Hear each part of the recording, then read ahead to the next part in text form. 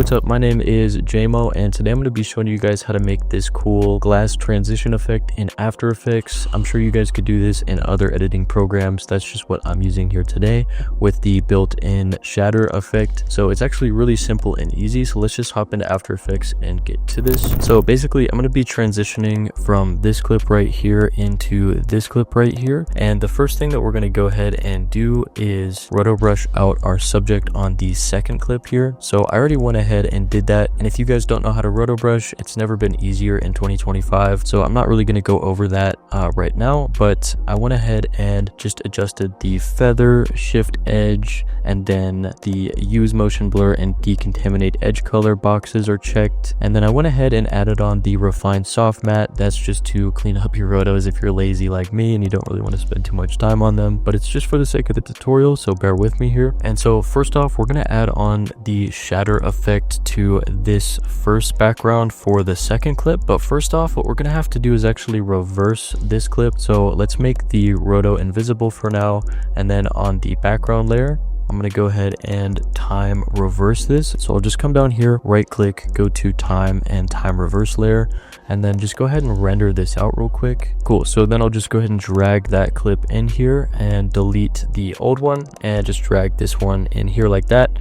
And what we'll go ahead and do is now add on the shatter effect. So the reason that we're adding on the shatter effect once we reverse it first is because we can't do the shatter effect on an already reversed clip. That's why it's important to go ahead and render your clip out first and then drag it in. So once you add it on here, you're not going to be able to see anything. So you're actually going to set the view to rendered. And then as always, man, just make sure to set your render quality to quarter instead of full.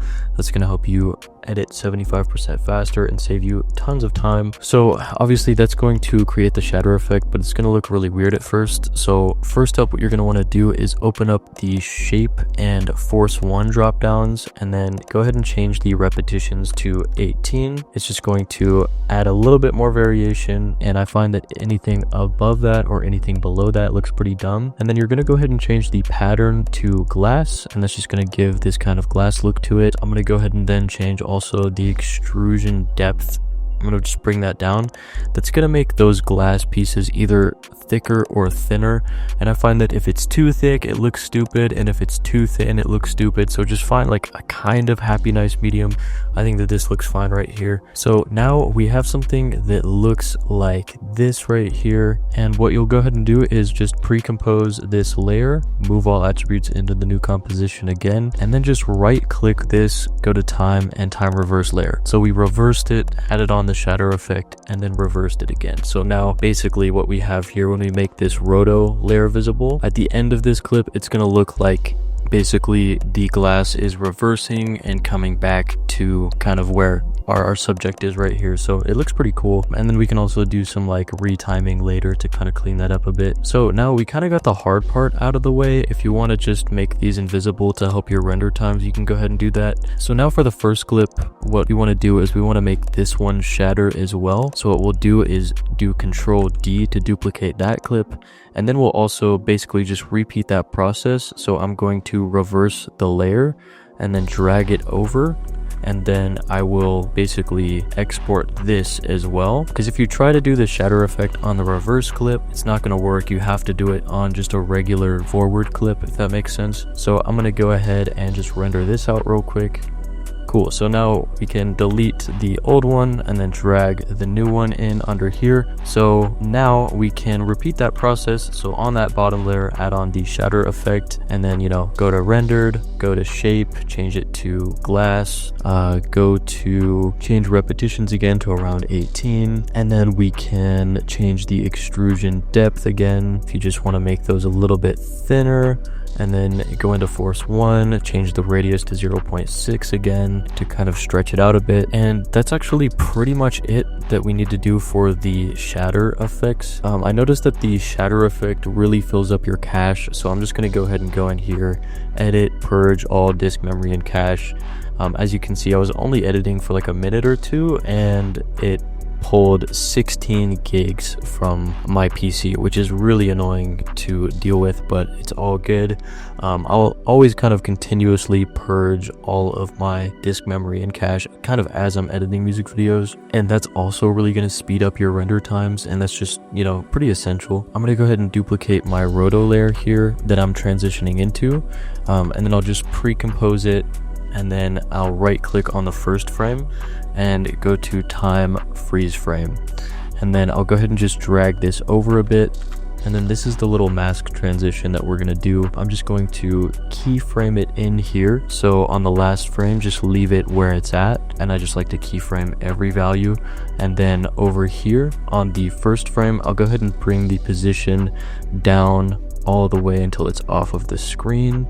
And then I will highlight all of those keyframes and then do F9 to easy ease, or I'll right click, go to keyframe assistant and click easy ease. Then I'll just highlight those keyframes again and open up my speed graph, and then I'm just going to make a really simple graph here. I'm just going to pull it over like right around there, and then always just make sure to turn on motion blur right there. And if you don't see the motion blur icon right here, just click toggle switches and modes down here until you see it. So basically it kind of speeds up as the clip goes through, and then it speeds up a lot at the very end here, and that's the point of what this speed graph was. And then the next thing that is pretty important is I just want to add on a transparent background. So I'll just download this from Google, and I'll just drag this underneath all of my clips and then scale this all the way up so it's just kind of sitting behind there nicely, and I think that that just kind of looks cool. And now what I would recommend is, instead of adding on a shake right here for when the first glass shatter effect kind of happens, I'd recommend to render out your whole clip and then add on a shake, just because if you try to do it over all of this, it's gonna kill your render and just take forever. So I'm just gonna render this out real quick, and that looks okay, but I kind of want to speed this up and then add on a shake here. So actually what I've been using lately is Motion Bro. This is not sponsored.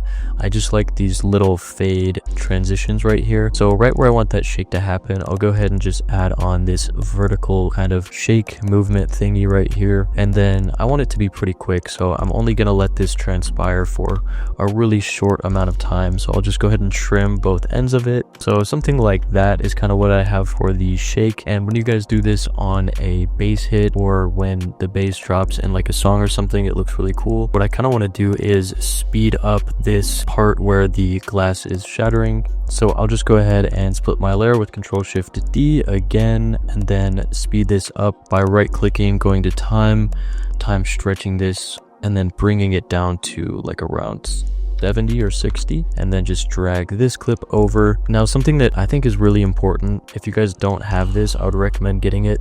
It's a bit of an investment, but I think it's totally worth it. Again, not sponsored, but it's just something that I use. If you guys add on RSMB, it's going to add on some motion blur, and that's really going to help it out. So as you can see, so here's what it looks like without motion blur, and here's what it looks like with motion blur. So as you guys can see, that makes a huge difference, and it's going to make those glass shards look like they're actually kind of flying in with some realistic motion blur. Obviously this effect is not realistic, it's just kind of like a cool music video effect, but it just makes it look smoother if you guys add on RSMB. Now another thing is you can add on some flicker. So I'll go ahead and add on sapphire flicker, and then set an amplitude for 1 at the beginning, and then later in the clip bring it down to 0. At the very end here, I'm going to go ahead and add just a quick slow motion effect. So I'll add on another adjustment layer, and you know, this is some quick sauce for you guys. So I wanted to kind of slow down right here. I think it'd look really cool kind of when he brings his hands in like that. So I'll add on the built-in time warp effect, and this kind of works like Twixtor, if you guys know about Twixtor. So right here at the beginning, I'll just set my speed at 100, which is kind of like regular speed, think of it like that. And then wherever you want that effect to kind of slow down, you're going to set the speed to something like 10. And then something else that I like to play with is the sapphire vignette effect. You can use regular CC vignette that's built into After Effects. I just really like using this one. Right here for radius, I'll just go ahead and keyframe it so it's out of frame, and then as that slow motion effect takes place, I'll just bring that radius in quite a lot, and I think that this can look really cool. And then we can go ahead and add some lumetri color here, and then just set a keyframe for everything. And then at the end here, I really like to mess with the contrast. I like to bring down the shadows and then maybe bring down the blacks and then bring up the whites and bring up all the highlights, just so we can get kind of like a really weird looking nice saturated effect like this. And you can even bring up the saturation a little bit too if you want. And if you guys want to save time while editing, I have a special deal going on my website, where if you guys add the complete 3D bundle to your cart and any editing pack of your choice, you can get that second editing pack of your choice for completely free. And this is a limited time offer, so definitely don't miss out. I've spent the last 2 years cultivating the best time-saving assets that help out music video editors, and it's going to help you, land higher ticket clients. It's going to help you impress clients, and most importantly, it's going to help you save time while editing. That is our goal here, man. I appreciate you guys for tuning in as always, and have a great rest of your day. Peace.